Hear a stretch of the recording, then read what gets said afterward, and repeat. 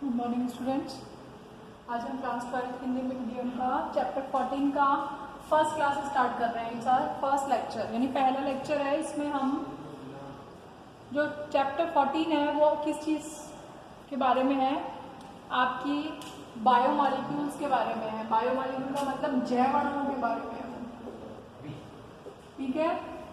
जैव अणु का मतलब होता है बायोमॉलिक्यूल्स। बायोमॉलिक्यूल का मतलब है कि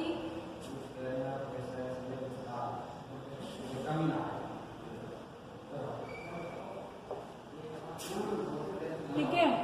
तो जो बायोमॉलिक्यूल है, अब बायोमॉलिक्यूल का मतलब होता है जो बड़े बड़े मॉलिक्यूल होते हैं, जो काफी जिनका अणुभार बहुत ज्यादा होता है, ठीक है। ऐसे अणु बहुत तरीके से उनको हम विभाजित कर सकते हैं। इसमें सबसे पहला वाला पार्ट जो आपका आता है वो है कार्बोहाइड्रेट, ठीक है। तो अब कार्बोहाइड्रेट क्या है, इसके लिए आपको सबसे पहले जानने की जरूरत है कि कार्बोहाइड्रेट जो है उसका यदि हम वर्गीकरण करते हैं तो कार्बोहाइड्रेट को जब हम वर्गीकृत करते हैं तो यदि हम उसको भौतिक गुण के आधार पर यदि विभाजित कर रहे हैं, भौतिक गुण के आधार पर यदि मतलब हम उसको देखकर टेस्ट करके इस तरीके से यदि हम उसको पहचान रहे हैं तब तो वो हो जाएगा। तो उस आधार पर जो आपके कार्बोहाइड्रेट है वो कितने प्रकार के हो सकते हैं, 2 प्रकार के हो सकते हैं। तो भौतिक ये जो वर्गीकरण है ये भौतिक गुणों के आधार पर है, ठीक है। सबसे इम्पोर्टेंट चीज ये हो गई भौतिक गुणों के आधार पर। तो भौतिक गुण के आधार पर जो कार्बोहाइड्रेट है वो 2 प्रकार के हो सकते हैं, शर्करा और अशर्करा, मीन्स शुगर और नॉन शुगर। शुगर का मतलब जो स्वाद में कैसी हो, मीठी हो, ठीक है। शर्करा क्या होती है, जो स्वाद में मीठी होती है। दूसरा जो जल में विलय होती है, पानी में घोलो जो घुल जाए, ठीक है। और जो क्रिस्टलीय ठोस होती है, कैसी होती है, क्रिस्टलीय ठोस होती है जो, ठीक है। जबकि अशर्करा कैसी होती है, स्वादहीन, मतलब उसमें कोई टेस्ट नहीं होता। वो जल में भी कैसी होती है, अविलय होती है और अक्रिस्टलीय होती है, मतलब उसके क्रिस्टल नहीं मिलेंगे, उस वो पाउडर के फॉर्म में होगी, आप ऐसे समझ सकते हैं उसको, ठीक है। तो अक्रिस्टलीय होगी, ठीक। फिर उसके बाद उसका वर्गीकरण इस आधार पर आता है कि वो जल में अपघटित होती है कि नहीं, जल अपघटन के आधार पर। फिर हम दूसरा वर्गीकरण करते हैं। तो उस वर्गीकरण में आप देखो कि जो आपका कार्बोहाइड्रेट है 3 प्रकार के हो सकते हैं, मोनोसैकेराइड, डाइसैकेराइड और पॉलीसैकेराइड। अब मोनोसैकेराइड का क्या मतलब है, मोनोसैकेराइड का मतलब है कि वे कार्बोहाइड्रेट जो कि क्या होती है, जो कि सरल शर्करा होती है, सरल शर्करा। मोनोसैकेराइड्स में वो शुगर आती है, वो कार्बोहाइड्रेट आते हैं जो कि सरल प्रकार के होते हैं, जो कि सिंपल टाइप के होते हैं और जिनका जल अपघटन नहीं होता, जिनको यदि हम पानी में घोले तो उनका जल अपघटन नहीं होता, ठीक है। तो मोनोसैकेराइड तो वो हो गए। डाइसैकेराइड क्या होते हैं, डाइसैकेराइड का दूसरा नाम होता है ओलिगोसैकेराइड, ओलिगोसैकेराइड, ठीक है। जैसा कि नाम से पता पड़ा डाइसैकेराइड यानी 2 किससे मिलकर बने, मोनोसैकेराइड से। यानी डाइसैकेराइड वो शुगर है जिसको आप जो जल अपघटित होकर क्या देगी, 2 मोनोसैकेराइड देगी, 2 मोनोसैकेराइड, ठीक है, 2 मोनोसैकेराइड देगी। यानी आप ये कह सकते हैं कि जो ओलिगोसैकेराइड है वो इस प्रकार के जैव अणु हैं, इस प्रकार की शर्करा है जिसका आप जल अपघटन करेंगे तो यदि 2 मोनोसैकेराइड बन रहे हैं तो डाइसैकेराइड है, एक का भी जल अपघटन नहीं हो रहा तो मोनोसैकेराइड है। और यदि असंख्य मोनोसैकेराइड्स बन रहे हैं, असंख्य मोनोसैकेराइड बन रहे हैं, कब, जल अपघटन पर, जल अपघटन करेंगे तब, तो उस टाइम पर वो क्या है, पॉलीसैकेराइड है, ठीक है। यहाँ तक समझ में आ रहा है। क्या बताया कि यदि मोनोसैकेराइड तो सरल शर्करा होती है जिसका जल अपघटन नहीं होता। अब इसके उदाहरण देखिए, कैसे पहचानोगे यदि 3 कार्बन की कोई शुगर है, शर्करा है, 3 कार्बन की को हम कहते हैं ग्लीसरैल्डिहाइड। ग्लीसरैल्डिहाइड, ग्लीसरैल्डिहाइड, ठीक है। 4 कार्बन की को कहते हैं इरिथ्रोज, इरिथ्रोज। 5 कार्बन की को कहते हैं राइबोज। 6 कार्बन की को कहते हैं हेक्सोज।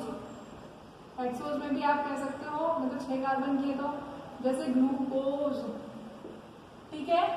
तो ये सिंपल प्रकार की शुगर है, सरल शर्करा है। डाइसैकेराइड में आपके पास कौन कौन से एग्जाम्पल आ जाएंगे, जैसे मॉल्टोज,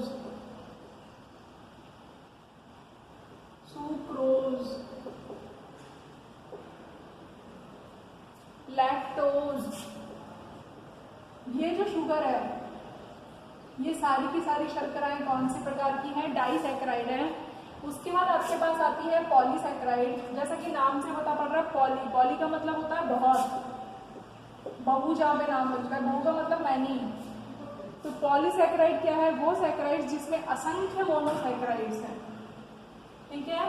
असंख्य मोनोसैकेराइड है, मतलब जब हम उसको जल अपघटित करेंगे तो हमें बहुत सारे मोनोसैकेराइड्स मिल जाएंगे, ठीक।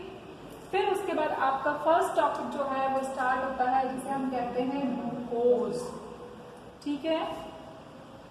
अब ग्लूकोज क्या है, ग्लूकोज का फॉर्मूला है C6H12O6, ठीक है। इसको हम डेक्सट्रोज भी कहते हैं। अब जो ग्लूकोज है इसको आप कैसे बनाएंगे, तो ग्लूकोज को हम 2 तरीके से बना सकते हैं, स्टार्च से भी बना सकते हैं, शर्करा से भी बना सकते हैं। यदि हम स्टार्च की जल से अभिक्रिया करा दें, तो आप देखो जब स्टार्च के जल से अभिक्रिया कराएंगे तो क्या बन जाएगा, C6 सेम रहेगा, H10 में 2 जुड़ गए, H12, O5 और 1 6, क्या बन गया, ग्लूकोज बन गया, ठीक है।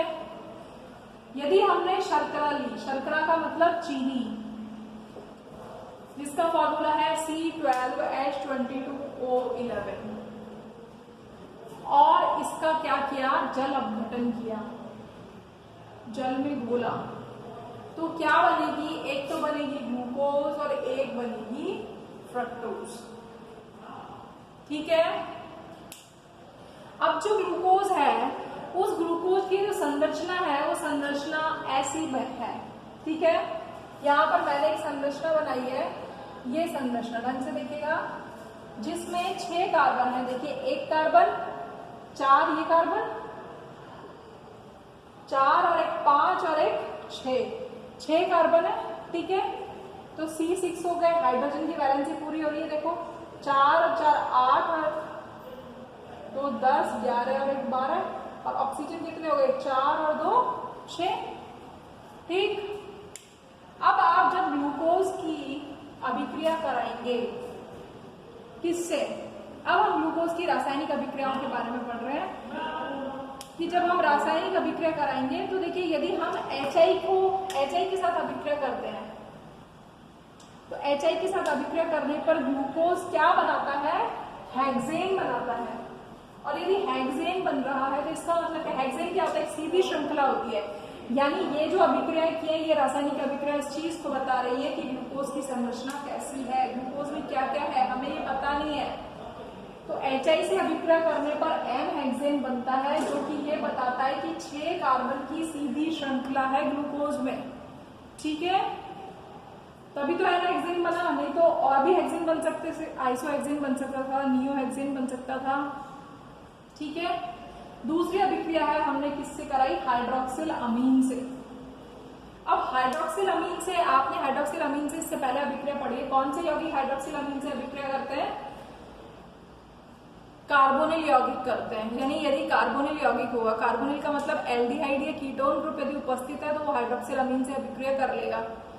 तो जब हाइड्रोक्सिल अमीन डाला गया ग्लूकोज के विलयन में और दोनों की क्रिया कराई गई, तो देखा गया कि क्या बन जाता है, ऑक्सिम बन जाता है। कैसे बन जाता है, देखो H2 और O निकल जाता है और डबल बॉन्ड NOH बन जाता है, ऑक्सिम बन जाता है। तो ऑक्सिम का बनना ये प्रदर्शित करता है कि ग्लूकोज में क्या उपस्थित है, कार्बोनिल समूह उपस्थित है। यदि यदि कार्बोनिल समूह नहीं होता, कार्बोनिल समूह नहीं होता तो ये अभिक्रिया नहीं होती, और ये अभिक्रिया नहीं होती तो आप ये नहीं कह पाते कि यहाँ पर कार्बोनिल समूह उपस्थित है। ठीक है।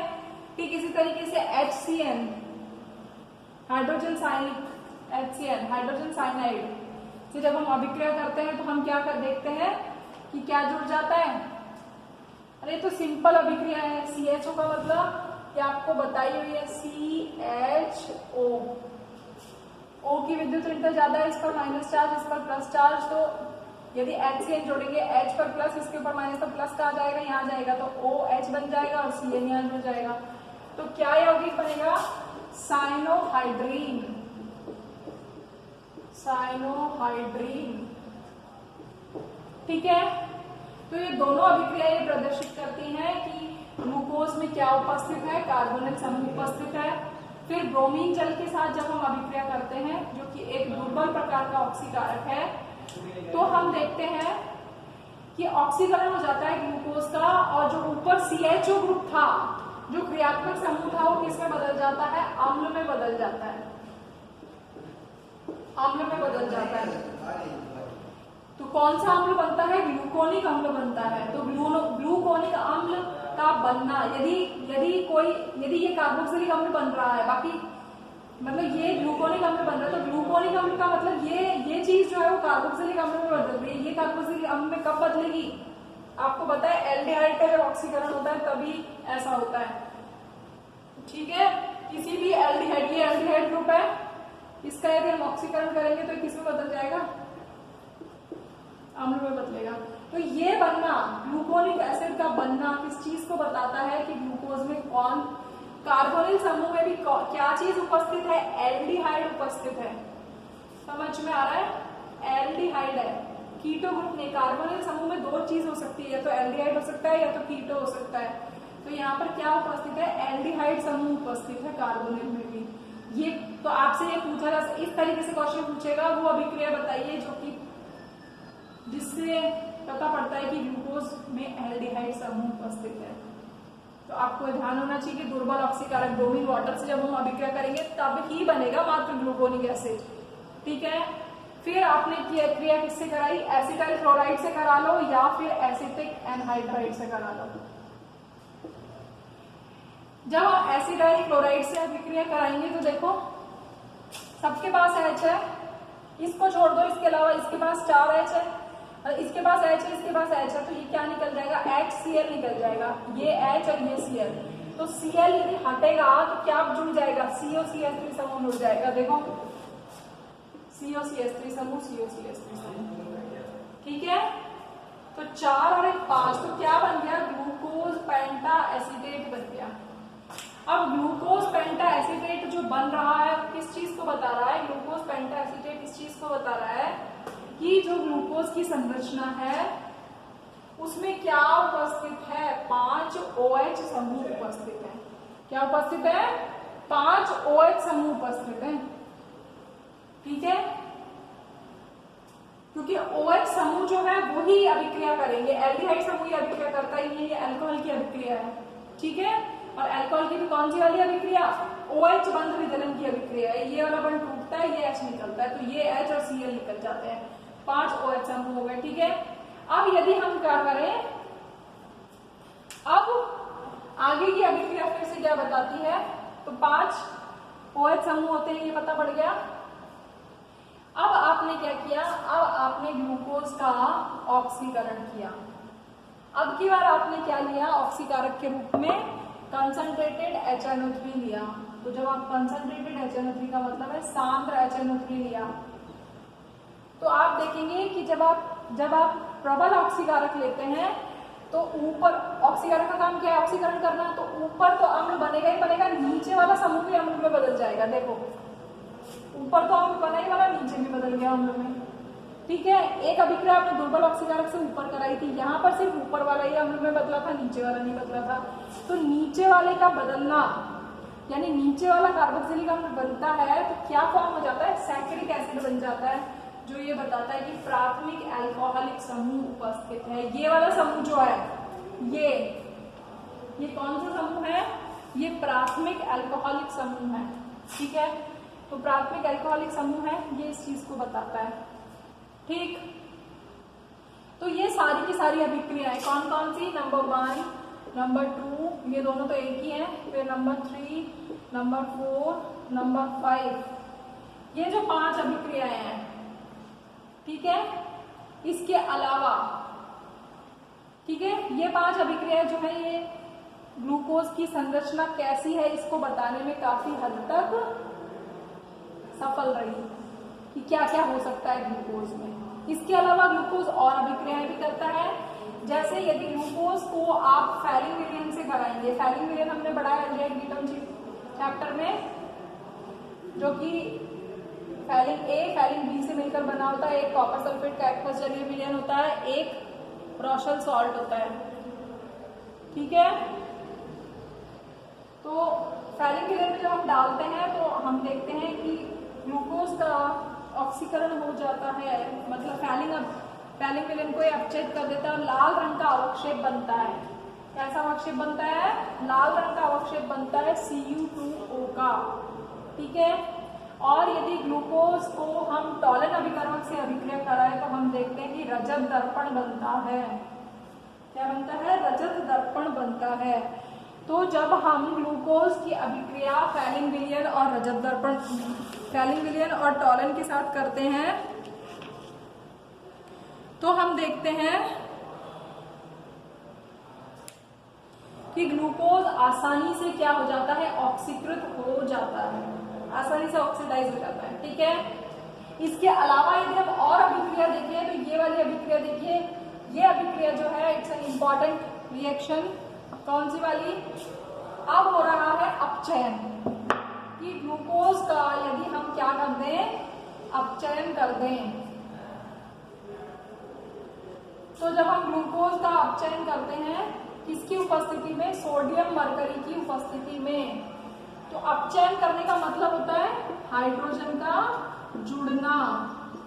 तो जब हाइड्रोजन जुड़ती है तो क्या बनता है, सॉर्बिटॉल बनता है। सॉर्बिटॉल का मतलब अल्कोहल बनता है, ठीक है। यानी ये कौन सी अभिक्रिया हुई, अपचयन अभिक्रिया हुई, एल्डिहाइड का अपचयन हो गया, ठीक है। तो सोडियम मरकरी की उपस्थिति में सॉर्बिटॉल बनता है।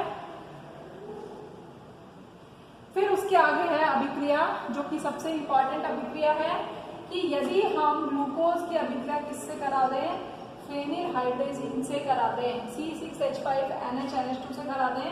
तो देखो फेनिल हाइड्रेजिन से जब हम अभिक्रिया कराएंगे तो आप यहाँ पर स्ट्रक्चर देखिए, ये थी ना ग्लूकोज की स्ट्रक्चर, ग्लूकोज की स्ट्रक्चर है। और देखो H2O यहाँ से निकल गए, H2O निकल गया, क्लियर। तो अब क्या जुड़ जाएगा, ये जुड़ जाएगा, ये जुड़ेगा।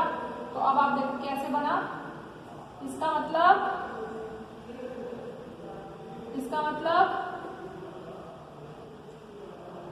CH double bond NH C6H5, ठीक है।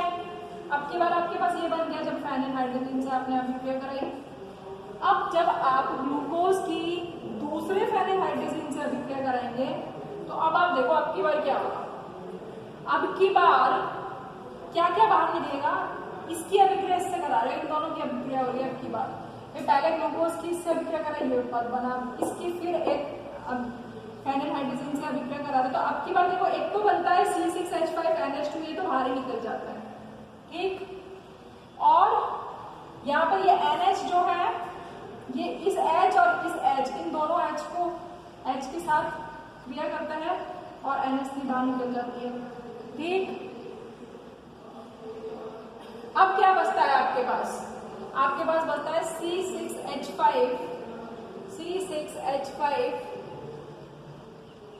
ठीक है। तो आप ये जो हम ये वाला हाइड्रोजन काम में नहीं आएगा, ये वाला तो ऐसा सच ही रहेगा। देखिए वापस से देखिए इस अभिक्रिया को, यहाँ पर आपको कंफ्यूजन हो सकता है।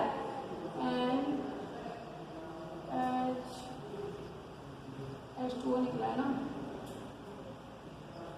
देखो सबसे पहले ग्लूकोज लिया, फेनिल हाइड्रोजन से अभिक्रिया की, यहाँ तक बन गया, एक वाटर का मॉलिक्यूल निकला, जल का अणु बाहर निकला और ये जुड़ गया, यहाँ तक तो कोई दिक्कत ही नहीं होनी चाहिए। यानी ये जो बना है ये क्या है, ग्लूकोज फेनिल हाइड्रोजन है, ठीक है। अब फेनिल हाइड्रोजन की फिर फेनिल हाइड्रोजन से अभिक्रिया कराई, तो अब की बार जब आप अभिक्रिया कराओगे तो अब की बार एसएच बना रहा है। जो सेकंड जो जो ऊपर से नीचे वाला कार्बन है, यहाँ पर 4 है ना ये, तो 4 में से 3 तो ऐसे ही रखते हैं, और जो ये था CHOH था, अब आप देखो क्या होगा, एक तो C6H5 NH2 निकल गया बाहर, ये NH जो है ये इसके साथ ये दोनों H जोड़कर बाहर निकल जाते हैं, मतलब अमोनिया गैस बन जाती है। तो अब आपके पास क्या बच गया, कार्बोनिल यौगिक आ गया यहाँ पे, कीटो समूह, ठीक है, क्लियर। अब इसकी पहले हाइड्रोजन से फिर अभिक्रिया कराओगे, आपके बार H2 निकल जाएगा डायरेक्ट, ठीक है, और ये जुड़ जाएगा यहाँ पे, ठीक। इसको हम कहते हैं ग्लूकेजोन, ग्लूकेओसेजोन, ओसेजोन, इसको कहते हैं ग्लूकेओसेजोन, ग्लूकेओसेजोन, ठीक है। तो इस तरीके से अभिक्रिया होती है, ये अभिक्रिया बहुत ही इंपॉर्टेंट अभिक्रिया है। इसके अलावा यदि हम ग्लूकोज ले लें और उसका किण्वन करा दें, किण्वन आपको पता है किसकी उपस्थिति में होता है, एंजाइम्स की उपस्थिति में होता है, जिसको हम फर्मेंटेशन कहते हैं, ये बायो में आपने पढ़ा हुआ है। तो जब आप इसका किण्वन करते हैं तो क्या बनता है, एक तो इथेनॉल बनता है और CO2 गैस बनती है, ठीक है। तो शर्करा के किण्वन से अल्कोहल फॉर्म हो जाता है। तो इस तरीके से ये सारी की सारी अभिक्रियाएं किसकी हैं, ग्लूकोज की हैं। तो आपसे 1 नंबर का क्वेश्चन यदि ये पूछा जाता है ग्लूकोज है, तो आप बताएंगे एल्डोहेक्सोज। एल्डोहेक्सोज का मतलब, हेक्सोज का मतलब 6 कार्बन की शर्करा, 6 कार्बन का कार्बोहाइड्रेट जिसमें एल्डिहाइड ग्रुप उपस्थित है। यदि एल्डिहाइड नहीं होता तो कौन सा समूह हो सकता था, कीटो, बस 2 ही पॉसिबिलिटी है, या तो एल्डिहाइड समूह होगा कीटो, तो क्या हो जाता कीटोहेक्सोज। तो आपके पास मल्टीपल चॉइस बहुविकल्पी प्रश्नों में पूछा जा सकता है, ग्लूकोज है, एल्डोहेक्सोज, कीटोहेक्सोज, दोनों, कोई नहीं, तो आप बताएंगे ग्लूकोज है एल्डोहेक्सोज। इस तरीके से ये वाला जो पार्ट है आप इसको करेंगे। Thank you.